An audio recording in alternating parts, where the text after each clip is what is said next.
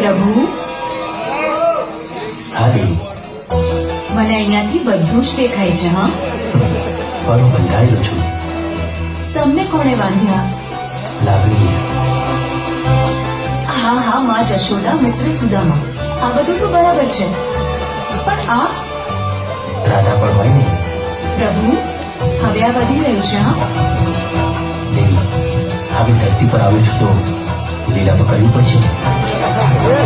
એમાં તમને ખબર છે અત્યારે વિષ્ણુ વિક્રમ છું. સારું, તમે કરો લીલા. દેવી,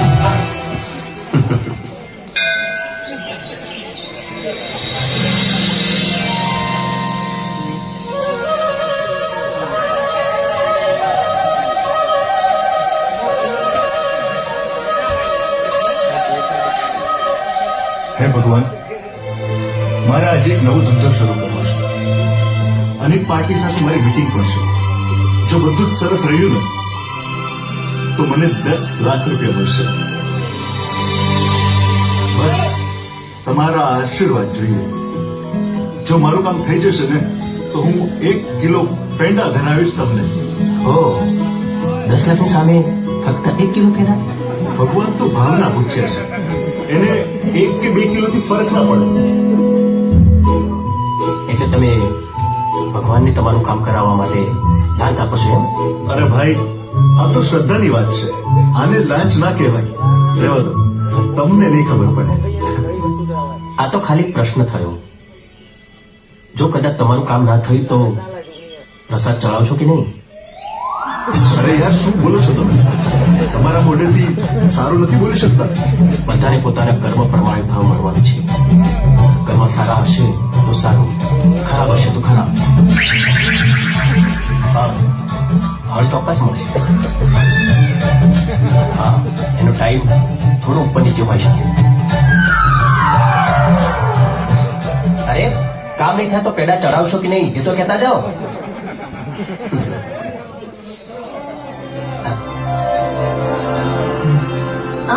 આ ભગવાન માટે છે, તમારા માટે ઘરે બનાવ્યું છે.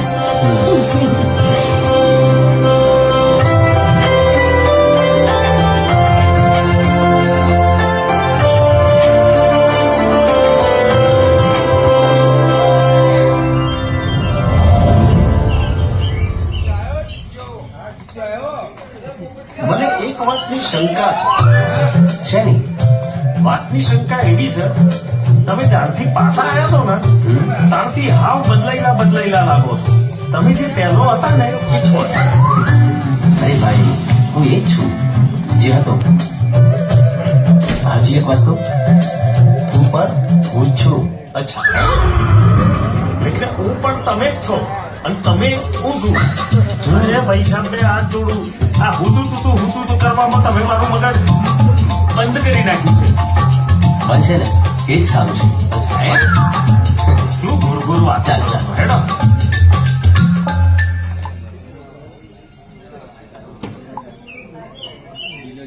વિક્રમભાઈ, આવી ફાઇટ કરવાનું તમારા ભાઈને પણ શીખવાડજો થોડું.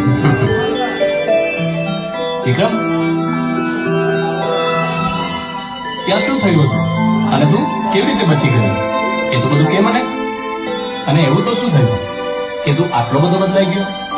મોટા ભાઈ, સમય આવી બધું સમજાઈ જશે.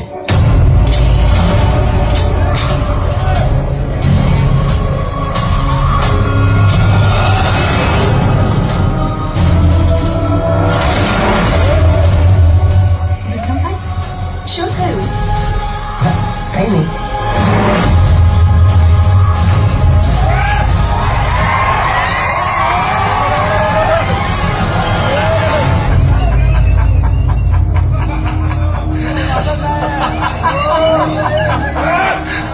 અરે અમિતાભ, એટલે આ પેલો દેશી તમંચો નથી દોસ્ત. આ ઇમ્પોર્ટેડ સ્નાઈપર છે, સ્નાઈપર. એટલે પેલા આમ ગોળી મારી, ગોળી છૂટી અને ગોળી કોઈને બાકી નહીં એમ. ભાઈ, મેં એને ગોળી મારી, ગોળી છૂટી પણ ખરી, ટાર્ગેટ સુધી ગઈ પણ ખરી, પણ એને બાકી જ નહીં. લાવો એના બતાવો.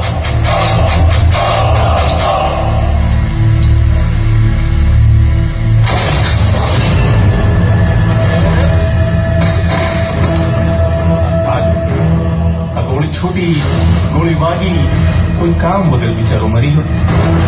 એ ભાઈ સ્નાઈપર, આ તું ખાલી મારું જ માને છે કે પછી આ વિક્રમના હાથનો માર ખાધા પછી આ ગન ચલાવવાનું? ભગવાન, આ દરિયામાં ફેંક્યાઓ મોડીને અને તમે આ લઈ જાઓ. ગોળી છૂટીને વાગી નહીં. દેવી, ક્યાં છો તમે? હું તમને ક્યાંનું બોલાવું છું, તમે બોલતા જ નથી. મારે અહીંયા મંદિરે આવવું પડ્યું. ના ના, જાઓ તમે તમારી રાધા પાસે. દેવી, હજી તમે એ જ વાત પર અટકેલું. દેવી, તમે માની જાઓ, હું તમને તમારો ભાગતો પ્રસાદ ચડાવું છું. કેમ ભાઈ, તમારો પણ પ્રસાદ ચડાવવાનો વારો આવી ગયો એમ ને?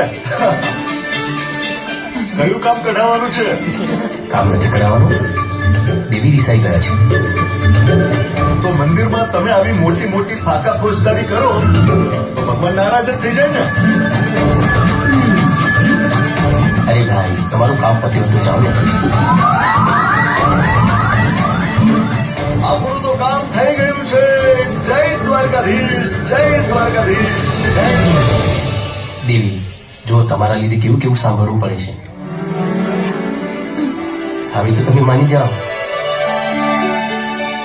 એક જ વાતે માનીશ, તમારો જન્મદિવસ આવે છે, અહીંયા આવવું પડશે.